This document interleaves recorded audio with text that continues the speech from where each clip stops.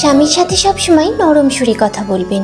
স্বামী যদি কখনো জোর গলায় কথা বলে আপনি সেটা মুখ বুজে সহ্য করবেন। কখনো স্বামীর মুখে মুখে তর্ক করবেন না। আপনি ভুল করলে অবশ্যই আপনার স্বামীর রাইট আছে আপনাকে শাসন করার।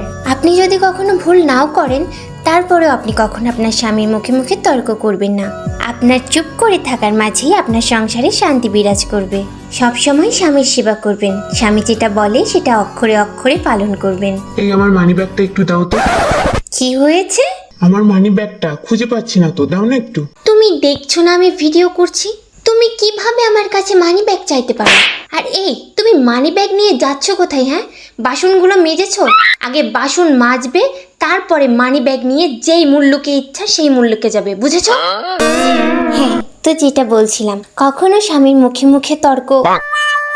আচ্ছা, আপনাদের এই টপিকে কথা আমি অন্য কোনো একদিন বলবো। ভালো থাকবেন সবাই। তুমি করে কি দেখছো? যাও এখান থেকে।